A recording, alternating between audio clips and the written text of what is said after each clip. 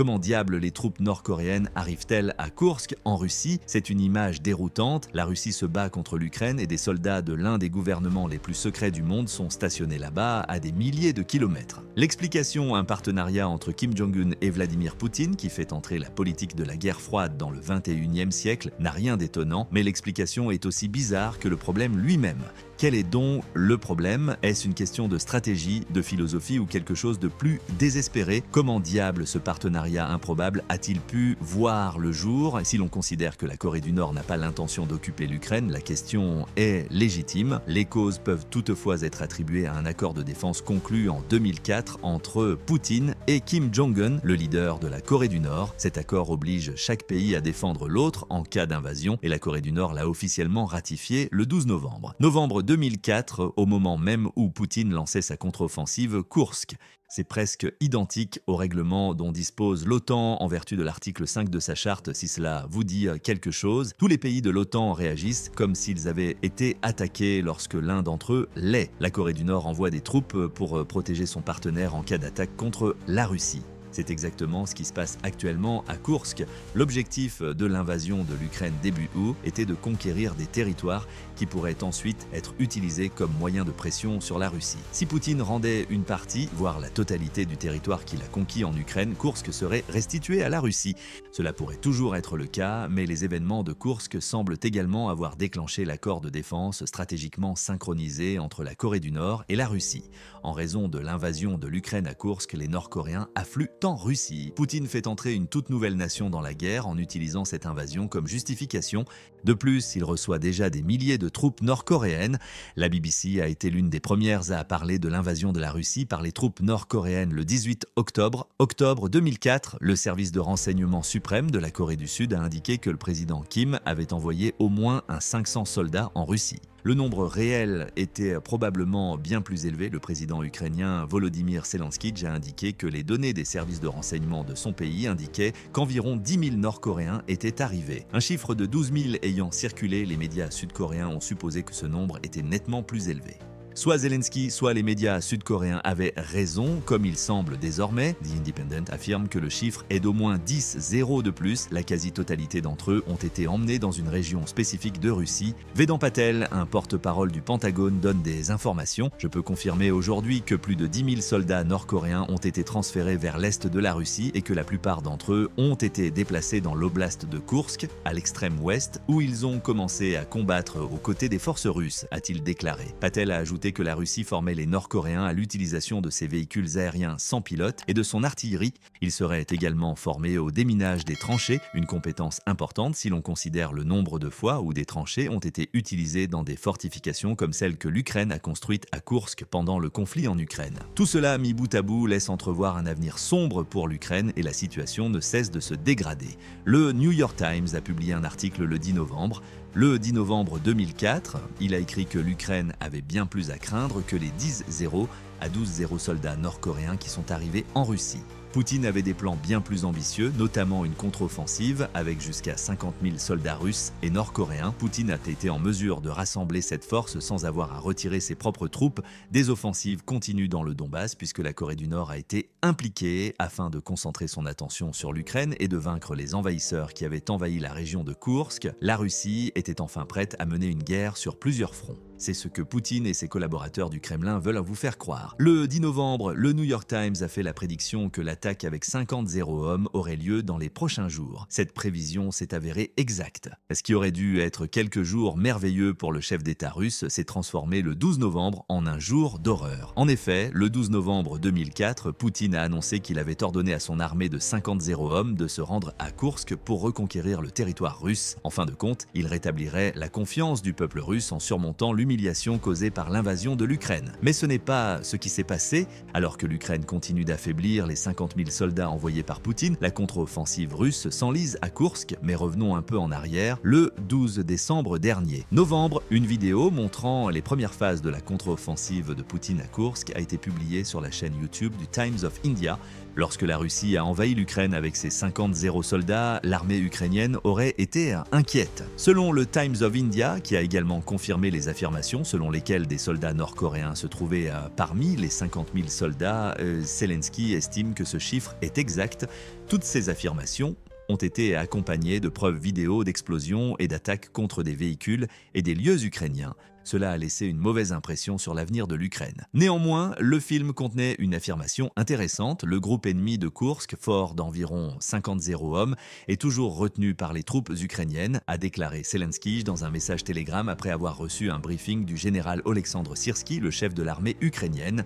Non seulement la Russie avait perdu, mais elle n'avait pas non plus réussi à détruire les forces ukrainiennes à Koursk comme Poutine l'avait envisagé. Au contraire, lors de la contre-offensive, le chef d'État russe a utilisé les mêmes attaques basées sur les ondes qu'il utilise souvent en Ukraine. Poutine a commencé à mettre ses troupes dans un hachoir à viande flambant neuf en lâchant des bataillons sur les positions ukrainiennes, puis encore et encore. Mais le chef d'État russe se trouvait face à un dilemme. À ce moment-là, l'Ukraine savait exactement comment Poutine agissait. Ces attaques basées sur les ondes ne sont pas nouvelles, et l'Ukraine a également découvert qu'un cinquième des 50 000 soldats étaient des Nord-Coréens qui avaient été formés au maximum pendant un mois au maniement des armes russes.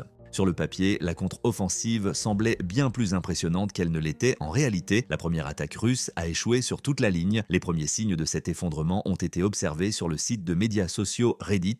Un utilisateur du nom de Capable Low 7180 a partagé un article du Kiev Post affirmant que la Russie avait transformé la première attaque sur Koursk en une journée sinistre. En examinant l'article de plus près, d'autres informations sont révélées. Selon le Kiev Post, la Russie a lancé une attaque le 12 novembre. Elle a attaqué la 47e division de l'armée russe. La brigade mécanisée séparée de Koursk a été attaquée par un bataillon entier. Selon Anastasia Blishchik, l'attaché de presse de la brigade, Poutine et son groupe hétéroclite de soldats et de véhicules blindés ont eu la vie plutôt dure. Selon Blishchik, les occupants russes ont tenté de donner l'assaut hier en 5 ou 6 vagues, ce qui a rendu la journée vraiment terrible. L'attaché de presse a poursuivi en indiquant que l'Ukraine avait détruit 10 unités de véhicules blindés, ajoutant que les Russes avaient tenté de pénétrer dans des communautés ukrainiennes et de lancer des attaques avec des véhicules et des parachutistes. En posant des mines à des endroits clés, l'Ukraine a pu neutraliser le bataillon russe et au moins 3 véhicules de transport blindés. Des drones à vue de première personne ont également causé des dommages considérables au matériel russe restant. L'Ukraine a également réussi à neutraliser les plus gros véhicules de la flotte initiale de la Russie grâce aux armes anti-chars de Stugner. En outre, le 47e bataillon d'infanterie n'a pas été épargné. La brigade mécanisée séparée n'était pas la seule unité à prendre part au conflit.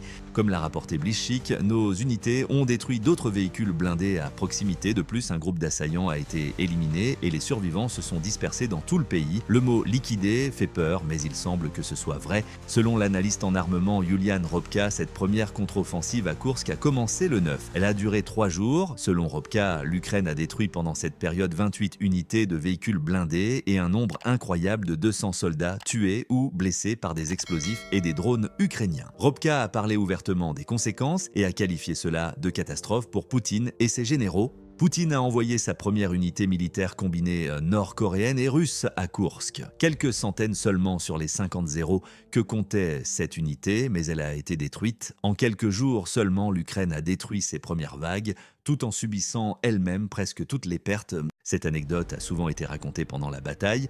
Bien que Poutine ait été en surnombre, son incompétence tactique l'a conduit à envoyer des centaines de soldats à leur perte sans que cela ne lui soit d'aucune utilité. Les 50 000 soldats que Poutine a rassemblés pour reprendre Koursk se compteront bientôt par milliers. On pourrait penser que Poutine prendrait un peu de temps pour se remettre de l'échec de l'offensive initiale et réévaluer sa stratégie. Mais on se trompe, l'obstiné chef d'État russe vient tout juste de commencer à déployer de nouvelles troupes à Koursk afin de contraindre l'Ukraine à abandonner ses fortifications. Selon The Telegraph, ces nouvelles vagues échouent encore plus que la première. Le site médiatique britannique a révélé l'échec total de Poutine le jour même où le Kiev Post publiait un article sur le sort de la première brigade russe. Elle affirme que la Russie tente certes de poursuivre son attaque dans l'est de l'Ukraine, mais qu'elle perd un nombre incroyable de 2000 hommes par jour dans sa tentative de reprendre Koursk. Une fois de plus, des signes montrent que Poutine ne peut pas changer de stratégie après de lourdes défaites. Les pertes quotidiennes de 2000 sont environ 2 fois plus élevées que les pertes quotidiennes déjà bouleversantes de 1000 que la Russie a subies lors de ses offensives estivales. D'autres informations sur l'échec de la Russie à Koursk ont également été publiées par le Télégraphe Le journal a publié une vidéo qui montrerait une série de véhicules blindés russes, transportant probablement chacun une trentaine de soldats qui ont explosé les uns après les autres alors qu'ils tentaient de traverser un champ de mines en Ukraine. Ces hommes n'ont même pas eu l'occasion d'attaquer directement l'armée ukrainienne, ils ont été anéantis en chemin et chaque véhicule a dû suivre le premier qui a explosé sans y penser et les conducteurs ont prié pour ne pas avoir à traverser les mines. Pas un seul n'est passé. Il existe également des informations récentes sur le nombre total de morts en Ukraine. Un blogueur ukrainien nommé Deep State rapporte que certains des premiers combats se sont concentrés sur le village de Novovodnovka, situé à environ 16 km de Soudza, le centre de contrôle de l'Ukraine à Koursk.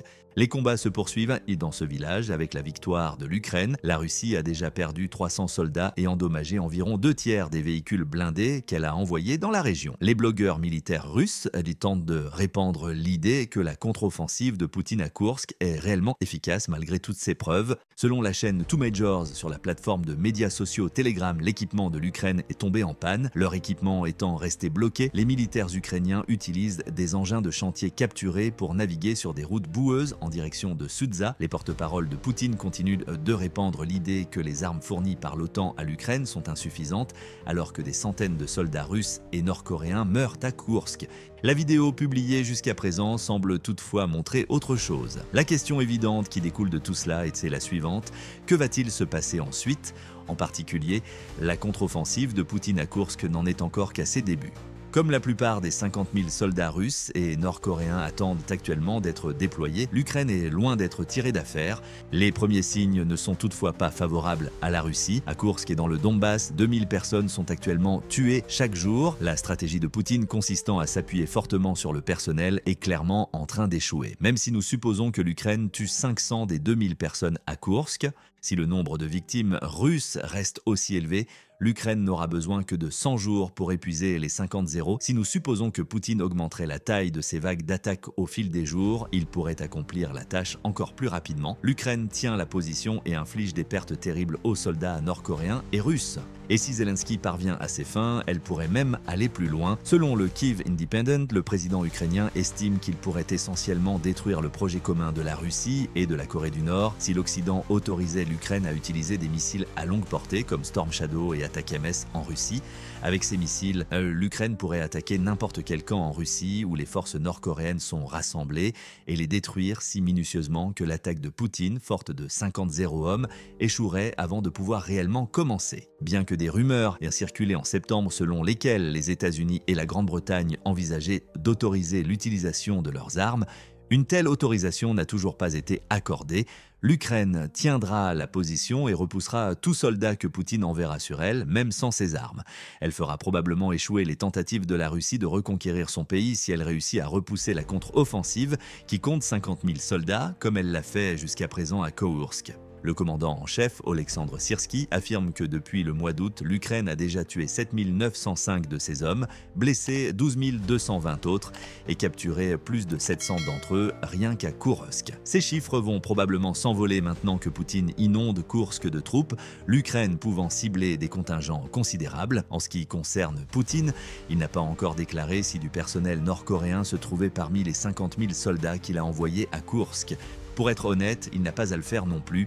Il existe de nombreuses vidéos attestant de leur présence et les déclarations antérieures du Pentagone suffisent à confirmer que des Nord-Coréens sont impliqués dans des combats dans l'oblast russe. En outre, Zelensky présente la contre-offensive de Poutine à Koursk sous un jour favorable. Nos hommes retiennent 50 000 soldats de l'armée d'occupation qui, en raison de l'opération de Koursk, ne peuvent pas être transférés dans d'autres directions d'attaque russes sur notre territoire, a déclaré Zelensky après un briefing d'Oleksandr Syrski. En d'autres termes, comme l'Ukraine l'avait prévu, l'attention intense de Poutine pour Koursk allège le fardeau sous lequel l'Ukraine se trouve à Donetsk et dans le Donbass. Les plans de Poutine ne changeront probablement pas malgré ses revers initiaux dans la contre-offensive de Koursk. Il sacrifiera à la fois les Nord-Coréens et les Russes sur l'autel de sa propre dignité en envoyant plus de 50 000 personnes. Les stratégies resteront les mêmes.